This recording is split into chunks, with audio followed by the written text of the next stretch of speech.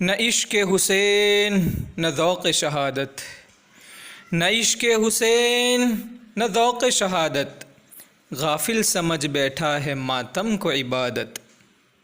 حضرت حسین رضی اللہ عنہ کے فرمانے پر اور ان کے حکم پر مسلم بن عقیل کوفہ پہنچ چکے تھے، اور لوگوں نے ان کے ہاتھ پر حضرت حسین رضی اللہ عنہ کے لیے بیعت لینا شروع کر دیا۔ تقریباً کچھ ہی دنوں میں 18,000 مسلمانوں نے، صرف کوفہ ہی سے 18,000 مسلمانوں نے امام حسین رضی اللہ عنہ کے لیے بیعت کی۔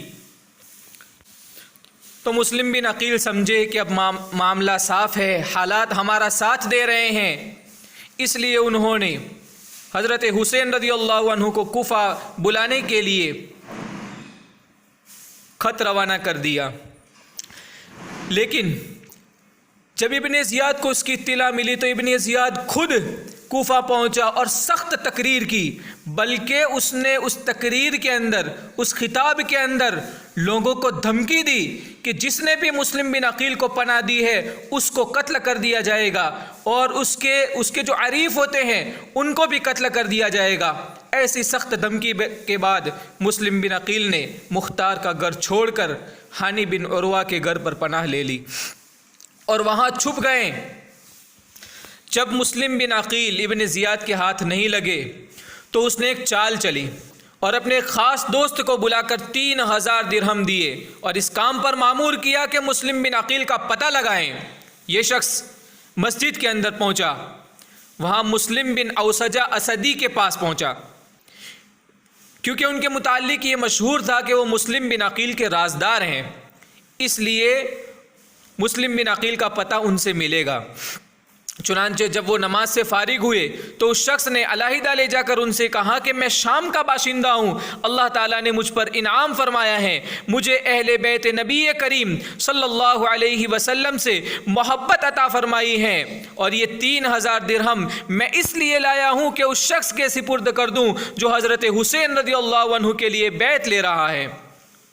مجھے لوگوں سے یہ پتہ چلا ہے کہ آپ اس شخص کا علم رکھتے ہیں، اس لیے یہ روپیے آپ مجھ سے لے لیں اور مجھے وہاں پہنچا دیں تاکہ میں بھی ان کے ساتھ ان کے ہاتھ پر بیعت کر لوں، اور اگر آپ چاہیں تو مجھ سے آپ ہی ان کے لیے بیعت لے لیجئے۔ کیسی چال چل رہا ہے۔ مسلم بن اوسجہ نے کہا کہ مجھے آپ کی ملاقات سے خوشی ہوئی، آپ کی مراد انشاءاللہ پوری ہوگی، اور شاید اللہ تعالیٰ آپ کے ذریعے اہل بیت اطہار کی مدد فرمائیں، مگر مجھے اس سے بڑا خطرہ ہو گیا کہ لوگوں میں میرا نام ابھی سے مشہور ہو گیا۔ بہرحال مسلم بن اوسجہ نے اس شخص سے حلف لیا اور عہد لیا کہ راز فاش نہیں کرے گا۔ یہ شخص چند روز تک ان کے پاس انتظار میں آتا جاتا رہا کہ وہ مسلم بن عقیل سے ملائیں، لیکن ابھی ملاقات نہیں ہوئی۔ لیکن اچانک ایسا ہوا کہ ہانی بن عروہ، جن کے گھر پر مسلم بن عقیل روپوش تھے، وہ بیمار ہو گئے۔ ابن زیاد کو پتہ چلا تو ابن زیاد بیمار پرسی کے لیے، عیادت کے لیے ان کے گھر پہنچا۔ اس وقت ابن عبد سلولہ، ایک شخص ہے ابن عبد سلولہ، ان سے کہا کہ یہ موقع غنیمت ہے، اس وقت دشمن ابن زیاد تمہارے قابو میں ہے، اس کو قتل کرا دو۔ ہانی بن عروہ نے کہا کہ یہ شرافت کے خلاف ہے، اس کو اپنے گھر میں قتل کروں یہ مجھے پسند نہیں ہے، اگرچہ یہ غنیمت موقع ہے اور ہمارا دشمن ہے، لیکن دھوکہ دینا یہ ہماری شان نہیں ہے، اس لیے اس کو چھوڑ دیا۔ پھر کچھ ہی روز بعد ایک اور موقع ملا ابن زیاد کو ختم کرنے کا، اور وہ یہ کہ شریک ابن بن زیاد کے ساتھ آئے تھے کوفہ، لیکن چونکہ ان کے اندر، ان کے دل میں اہل بیت سے محبت تھی، اس لیے وہ ابن زیاد سے جدا ہو گئے اور وہ بھی ہانی بن عروہ کا مہمان بن گئے اور ان کے ہمراز ہو گئے، وہ ان کے گھر رہنے لگے۔ وہ بیمار ہو گئے تو پھر ابن زیاد ان کی خبر پرسی کے لیے وہاں جانا چاہتا تھا، چنانچہ اس نے خبر بھیجی کہ آج شام میں تمہارے گھر عیادت کے لیے آؤں گا۔ تو شریک ابن عور نے بھی اس موقع کو غنیمت جان کر مسلم بن عقیل سے کہا کہ یہ فاجر آج شام میری عیادت کے لیے آنے والا ہے، جب یہ آ کر بیٹھے تو آپ یکبارگی اس پر حملہ کر دینا اور اس کو قتل کر دینا، پھر آپ مطمئن ہو کر قصر امارت میں بیٹھیں گے۔ اگر میں تندرست ہو گیا تو بصرہ پہنچ کر وہاں کا انتظام میں آپ کے حق میں درست کر دوں گا۔ شام ہوئی، ابن زیاد کے آنے کا وقت ہوا تو مسلم بن عقیل اندر جانے لگے۔ اس وقت شریک نے ان سے کہا کہ آج موقع ہاتھ سے جانے نہ دینا، جب وہ بیٹھ جائیں تو فوراً قتل کر دینا۔ مگر اس وقت بھی ان کے میزبان ہانی بن عروہ نے کہا کہ مجھے یہ پسند نہیں کہ وہ میرے گھر میں مارا جائیں، یہاں تک کہ ابن زیاد آ گیا اور شریک کی مزاج پرسی شروع کی۔ شریک نے جان بوجھ کر بات کو طول دیا، اور جب دیکھا کہ مسلم بن عقیل باہر نہیں آ رہے ہیں تو ایک شعر پڑھا، ما تنظرون بسلمى لا تحیون، ما تنظرون بسلمى لا تحیون، تم سلمہ کے متعلق کیا انتظار کرتے ہو، اس کو سلام کیوں نہیں کرتے؟ اور بار بار یہ شعر پڑھنے لگے۔ ابن زیاد نے سمجھا کہ بیماری کی وجہ سے حواس میں اختلال آ گیا ہے اور بے جوڑ باتیں کر رہے ہیں۔ ہانی بن عروہ سے پوچھا تو انہوں نے بھی کہا کہ ہاں، اس بیماری میں ان کا یہی حال ہے، کبھی کبھی ہیزان کی باتیں کرنے لگتے ہیں۔ ابن زیاد کے ساتھ مہران بھی آیا تھا، وہ سمجھ گیا اور ابن زیاد کو اشارہ کیا کہ فوراً وہاں سے اٹھ جائے اور نکل جائے، چنانچہ وہ نکل گیا۔ اس کے جانے کے بعد مسلم بن عقیل باہر آئے ہیں تو شریک نے پوچھا، آپ نے یہ موقع کیوں گوا دیا؟ اس شخص کے قتل کے لیے آپ کے پاس موقع تھا۔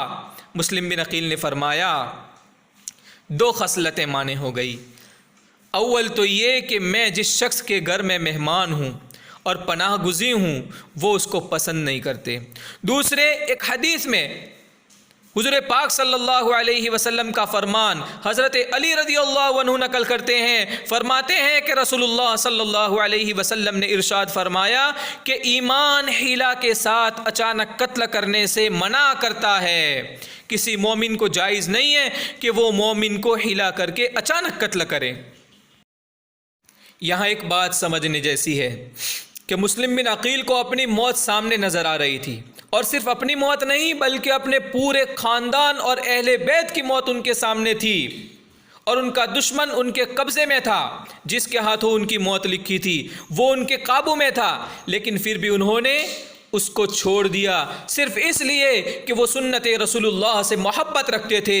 ان کی شان اور ان کی غیرت یہ گوارا نہیں کرتی تھی کہ ایسے موقع پر بھی شریعت کو چھوڑا جائے، تو اسی سے ان کا اہل حق ہونا ثابت ہوتا ہے، اور اہل حق کی یہی علامت ہے۔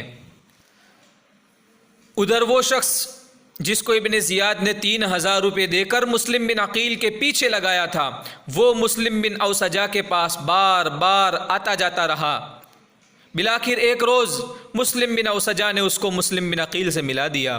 اس نے جا کر مسلم بن عقیل کے ہاتھ پر حضرت حسین رضی اللہ عنہ کے لیے بیعت کی اور 3000 درہم ان کو دے دیے، اور اب وہ روزانہ ان کے پاس آنے جانے لگا، اور اس راستے مسلم بن عقیل کی ہر نقل و حرکت اور تمام راز ابن زیاد کے پاس پہنچانے لگا۔ یہ منافقت اس نے ظاہر کی۔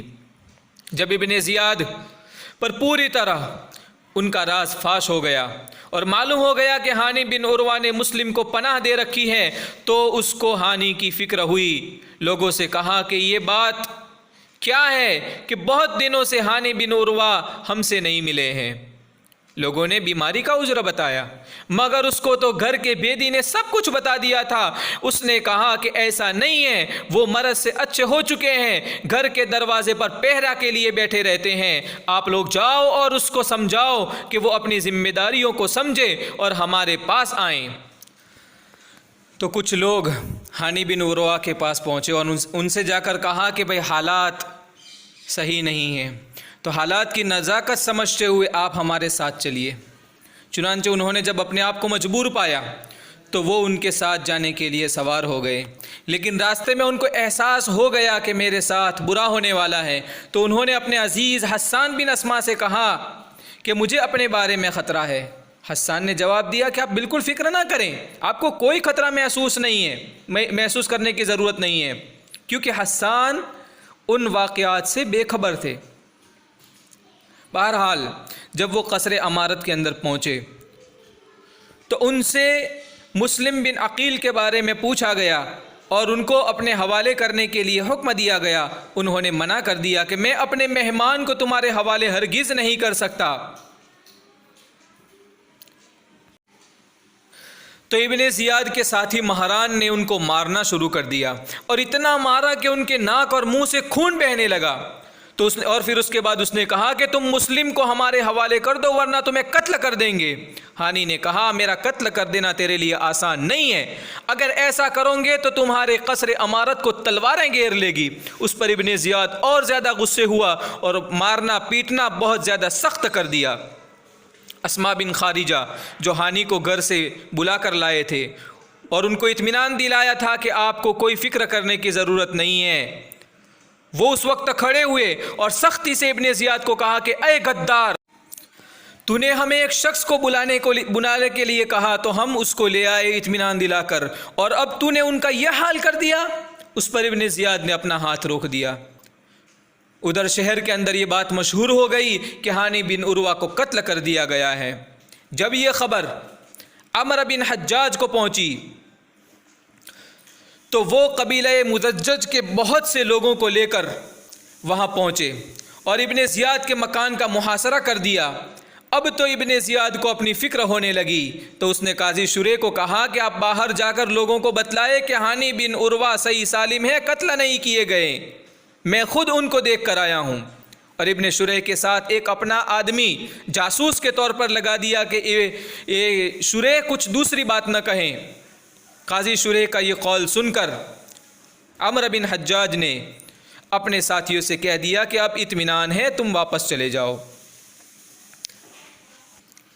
جب مسلم بن عقیل کو اس بات کی اطلاع ملی تو وہ بھی مقابلے کے لیے تیار ہو کر نکلے، اور جن 18,000 مسلمانوں نے ان کے ہاتھ پر بیعت کی تھی ان کو جمع کیا۔ 4,000 آدمی جمع ہو گئے اور جمع ہوتے جا رہے تھے۔ یہ لشکر ابن زیاد کے قصر امارت کی طرف بڑھتا ہوا ابن زیاد کے قصر کے دروازے پر پہنچ گیا تو وہاں دروازے کو بند پایا۔ مسلم اور ان کے ساتھیوں نے قصر کا محاصرہ کر لیا۔ مسجد اور بازار ان لوگوں سے بھر گیا جو ابن زیاد کے مقابلے پر آئے تھے، اور شام تک اس میں اضافہ ہوتا ہی رہا۔ ابن زیاد کے ساتھ قصر امارت میں صرف 30 سپاہی اور کچھ خاندان کے سادات تھے۔ ابن زیاد نے ان میں سے کچھ با اثر لوگوں کو منتخب کیا اور ان کو حکم دیا کہ تم باہر جا کر اپنے اپنے حلقہ اثر کے لوگوں کو مسلم بن عقیل کا ساتھ دینے سے روکو، مال و حکومت کا لالچ دلا کر یا حکومت کی سزا کا خوف دلا کر جس طرح بھی ممکن ہو ان کو مسلم سے جدا کر دو۔ ادھر سادات اور شیعہ کو حکم دیا کہ تم لوگ قصر کی چھت پر چڑھ کر لوگوں کو اس بغاوت سے روکو اور خوف و طمع کے ذریعے ان کو محاصرے سے واپس جانے کی تلقین کرو۔ جب لوگوں نے اپنے سادات شیعہ کی زبانی یہ باتیں سنی تو متفرق ہونا شروع ہو گئے۔ عورتیں اپنے بیٹوں اور بھائیوں کو محاذ سے واپس لانے کے لیے آنے لگی، یہاں تک کہ مسجد میں ابن عقیل کے ساتھ صرف 30 آدمی باقی رہ گئے۔ یہ صورتحال دیکھ کر مسلم بھی واپس چلے، اور جب دروازے پر پہنچے تو دیکھا کہ ان کے ساتھ ایک بھی آدمی نہیں رہا، صرف اکیلے مسلم بن عقیل تنے تنہا کوفہ کی گلی کوچوں میں بے یار و مددگار چل رہے تھے کہ کہاں جائے۔ بالآخر ایک عورت جس کا نام ہے توعہ اس کے گھر پہنچے۔ ان کے لڑکے بلال اسی ہنگامے میں باہر گئے ہوئے تھے۔ وہ دروازے پر واپسی کا انتظار کر ہی رہی تھی اور مسلم نے ان سے پانی مانگا۔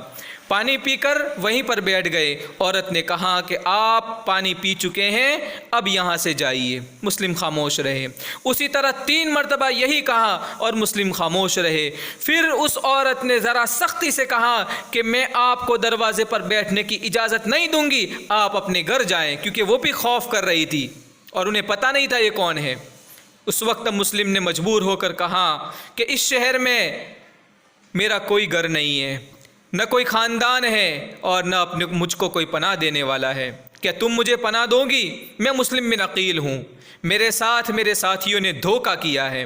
عورت کو رحم آ گیا اور مسلم کو اپنے گھر میں داخل کر لیا اور شام کا کھانا پیش کیا۔ مسلم نے نہیں کھایا، کس منہ سے کھائے؟ اسی عرصے میں عورت کے لڑکے بلال واپس آ گئے۔ دیکھا کہ ان کی والدہ بار بار کمرے کے اندر جاتی ہیں اور پھر واپس آ جاتی ہے۔ بات پوچھی تو عورت نے اپنے لڑکے سے بھی چھپائی۔ اس نے اصرار کیا تو اس شرط پر بتلایا کہ کسی سے اس کا اظہار نہ کریں۔ اس طرف ابن زیاد نے دیکھا کہ اب شور کم ہو گیا ہے تو اس نے اپنے سپاہی کو بھیجا کہ ہاتھ جائیں اور حال معلوم کریں۔ اس نے آ کر بتایا کہ میدان صاف ہے، کوئی نہیں ہے۔ اس وقت ابن زیاد اپنے قصر سے اتر کر مسجد میں آیا اور منبر کے گرد اپنے خواص کو بٹھلایا اور اعلان کرایا کہ سب لوگ مسجد میں جمع ہو جائیں۔ مسجد بھر گئی تو ابن زیاد نے خطبہ دیا۔ ابن عقیل بے وقوف جاہل نے جو کچھ کیا وہ تم نے دیکھ لیا۔ اب ہم یہ اعلان کرتے ہیں کہ ہم جس شخص کے گھر میں ابن عقیل کو پائیں گے ہمارا ذمہ اس سے بری ہے، اور جو کوئی ان کو ہمارے پاس پہنچائے گا اس کو انعام ملے گا۔ اور اپنی پولیس کے افسر حسین ابن نمیر کو حکم دیا کہ شہر کے تمام گلی کوچوں کے دروازوں پر پہرا لگا دیا جائے اور باہر کوئی نہ جا سکے، اور پھر سب کے گھروں میں تلاشی لی جائے۔ اس تلاشی کے درمیان جب اس عورت کے لڑکے بلال نے یہ محسوس کیا کہ بالآخر وہ ہمارے گھر آئیں گے ہی اور ہمارے گھر سے گرفتار کیے جائیں گے، تو اس نے خود مخبری کر دی کہ عبد الرحمن بن محمد بن اشعث کو اس کا پتہ دے دیا۔ اس نے اپنے باپ محمد بن اشعث کو پتہ بتایا اور اس نے ابن زیاد کو خبر دے دی۔ ابن زیاد نے محمد بن اشعث کی سرکردگی میں 70 سپاہیوں کا ایک دستہ ان کو گرفتار کرنے کے لیے بھیجا۔ مسلم بن عقیل نے جب ان کی آوازیں سنی تو تلوار لے کر دروازے پر آ گئے اور سب کا مقابلہ کر کے ان کو دروازے سے نکال دیا۔ ایک آدمی 70 کا مقابلہ کر رہا ہے اور 70 پر بھاری پڑ رہا ہے۔ وہ لوگ پھر لوٹے تو پھر مقابلہ کیا، اس مقابلے میں زخمی ہو گئے مگر ان کے قابو میں نہ آئے۔ یہ لوگ چھت پر چڑھ گئے اور پتھر برسانا شروع کر دیا اور گھر میں آگ لگا دی۔ مسلم بن عقیل ان سب کو جواب دیتے رہے اور ان سب سے مقابلہ کرتے رہے۔ محمد بن اشعث نے ان کے قریب ہو کر پکارا کہ میں تمہیں امن دیتا ہوں، اپنی جان کو ہلاک نہ کرو، میں تم سے جھوٹ نہیں بول رہا، یہ لوگ تمہارے چچا زاد بھائی ہیں، تمہیں قتل نہیں کریں گے اور ماریں گے بھی نہیں۔ مسلم بن عقیل تنے تنہا 70 سپاہیوں کا مقابلہ کرتے ہوئے تھکن سے چور چور ہو چکے تھے، ایک دیوار سے کمر لگا کر بیٹھ گئے۔ ان کو ایک سواری پر سوار کر دیا گیا اور ہتھیار ان سے لے لیے گئے۔ ہتھیار لینے کے وقت مسلم بن عقیل نے کہا کہ یہ پہلی عہد شکنی ہے، یہ پہلا تمہارا دھوکہ ہے کہ تم نے امن لینے کے بعد ہتھیار چھینے ہیں۔